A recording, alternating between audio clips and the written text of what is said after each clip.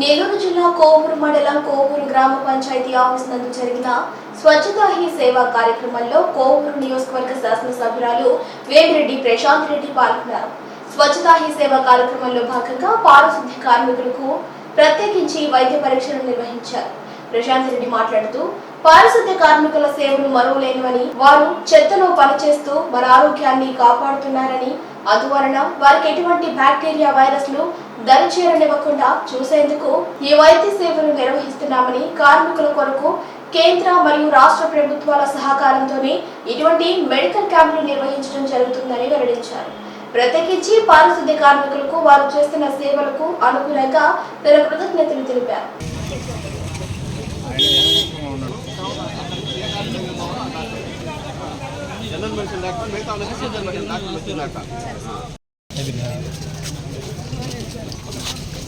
బీడీ తాగకూడదు. ఇంతకుముందు తాగిందే మరకలు ఉన్నాయి, అట్లే క్యాన్సర్ వస్తుంది. కాలికి పైకెత్తు, నిజమే నమ్మచ్చా? కానీ నోరంతా పాడైపోయింది అక్క. కాలికి పైకెత్తు. ఇక్కడ మంచం మీద పడిపోయి కండదల్లి అది ఆయిల్ మెట్టి ఏదైనా ఎప్పటి నుంచి 3 నెలలు కాదు. ఈ చెయ్యి బాగుంది, షుగర్ ఉంది, మందులు వేసుకుంటున్నా. నెల్లూరు కోటేశ్వరరావు సార్ వాళ్ళు అనేవాళ్ళు లేకపోతే ఇప్పుడు నేను మొన్ననే 3 రోజుల ముందు కోవూరుకు వచ్చాను. వాళ్ళు అనేవాళ్ళు లేకపోతే మనము ఒక్కరోజు వాళ్ళు పని చేయకపోతే మనం ఎంత ఇబ్బందులు పడిపోతామో అందరికీ తెలుసు. అటువంటిది వాళ్ళు నిత్యము ప్రతిరోజు ఎక్కడైతే చెత్త ఉందో మొత్తం అంతా క్లీన్ చేసి మనల్ని శుభ్రంగా, మన చుట్టుపక్కల శుభ్రంగా ఉంచే కార్మికులకి నిజంగా మనం ధన్యవాదాలు తెలుపుకోవాలి. వాళ్ళు పడే కష్టం అంతా ఇంత కాదు. కాబట్టి ఎప్పుడు నా తరఫు నుంచి కోవూరు నియోజకవర్గంలో పారిశుద్ధ్య కార్మికులకి ఏ ఒక్క అవసరం ఉన్నా నేను మీకు అందరికీ అండగా ఉంటానని చెప్పి మీ అందరికీ నేను మాటిస్తున్నాను. అదేవిధంగా మీకు ఏం అవసరం ఉన్నా, ఏ అవసరాలు ఉన్నా, మీకు రాబోయే రోజుల్లో ఏమన్నా లబ్ధి పథకాలు ఉన్నా కూడా గవర్నమెంట్తో మాట్లాడి మీకు అందరికీ కూడా అందజేస్తానని చెప్పి కూడా మీకు అందరికీ నేను మరోసారి తెలియజేసుకుంటున్నాను.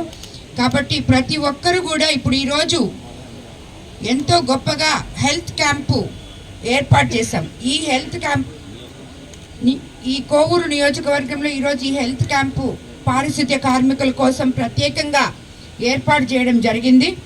మీరందరూ కూడా ఈ క్యాంప్లో పాల్గొని మీ ఆరోగ్యాలు పరీక్షించుకోవాలి. ఎందుకంటే మీరు ఎప్పుడు మీకు బ్యాక్టీరియా వైరస్ నిత్యము చెత్తలో అదంతా క్లీన్ చేస్తా మీరు తిరుగుతూ ఉంటారు కాబట్టి. అండ్ మీకు అందరికీ చెప్తున్నాను నేను, మీరు పని చేసేటప్పుడు అందరు కూడా మాస్కులు వేసుకొని పని చేయండి. మీరు కూడా ఆరోగ్యకరంగా ఉంటారు, ఇంకా ఎక్కువ రోజులు మీరు పని చేసుకోగలుగుతారు. కాబట్టి అందరూ మాస్కులు వేసుకోండి. మీ అందరి సేవలు కరోనా టైంలో కానీ ఎప్పుడైనా కానీ ఎటువంటి అవాంతరాలు వచ్చినా కానీ, మనకి వరదలు వచ్చినా, వర్షాలు వచ్చినా, ఇంకోటి వచ్చినా మీ అందరి సేవలు మరవలేనివి. కాబట్టి ప్రతి ఒక్కరు కూడా వీళ్ళని గుర్తించాలని చెప్పి నాయకులకి అందరికి కూడా నేను తెలియజేసుకుంటున్నాను. ఎక్కడున్న నాయకులు అక్కడ వాళ్ళకి ఏమైనా సమస్యలు ఉంటే తీర్చాలని చెప్పి మిమ్మల్ని అందరినీ నేను కోరుకుంటున్నాను. అదేవిధంగా నా డిస్ట్రిక్ట్ కూడా తీసుకురావాలని చెప్పి మిమ్మల్ని కోరుకుంటున్నాను. ఈరోజు ఈ హెల్త్ క్యాంప్లో మీరందరూ కూడా పాల్గొనాలి. అదేవిధంగా ఇక్కడ ప్రత్యేకంగా మీ అందరి కోసం మనము ఆల్రెడీ కోవూరు నియోజకవర్గంలో క్యాన్సర్ స్క్రీనింగ్ మెషిన్ పెట్టున్నాము. ఈరోజు ముఖ్యంగా కోవూరు మండలంలోకి రావడం జరిగింది. మీకోసం ఇక్కడే పార్క్ చేయబడింది. ఈరోజు పారిశుద్ధ్య కార్మికుల కోసమే ఈ క్యాన్సర్ స్క్రీనింగ్ బస్ ఇక్కడే ఉంటుంది. సో మీరందరూ కూడా టెస్ట్ చేయించుకోవాలని చెప్పి మిమ్మల్ని అందరూ కోరుతున్నాను. డాక్టర్లు కూడా ప్రత్యేక శ్రద్ధ వహించి వాళ్ళని ట్రీట్ చేయాలని చెప్పి మిమ్మల్ని అందరినీ కోరుతున్నాను. అదేవిధంగా ఈ కోవూరు మండలంలో బస్ ఇంకొక వారం రోజులు ఉంటుంది. ప్రతి ఒక్కరు కూడా 35 ఏళ్ళు పైబడిన మహిళలందరూ కూడా క్యాన్సర్ స్క్రీనింగ్ టెస్ట్ చేయించుకోవాలని కోరుకుంటున్నాను. నిన్నే కొడవలూరు నుంచి ఇక్కడికి రావడం జరిగింది. స్టార్టింగ్ మనకి ఇందుకూరుపేట మండలంలో రోజుకి 110 మంది చేసుకునే వాళ్ళు, 110 మంది, 120 మంది, తర్వాత 170 మంది, నిన్న 210 మంది చేసుకున్నారు రోజుకి. కాబట్టి ఆ మాదిరిగా మన వైద్య కార్యకర్తలు, ఏఎన్ఎంలు, మిగతా అందరూ కూడా అధికారులు కూడా కొంచెం చొరవ చూపించి అవేర్నెస్ కల్పించి వాళ్ళకి ఈ క్యాన్సర్ స్క్రీనింగ్ చేయించాలి.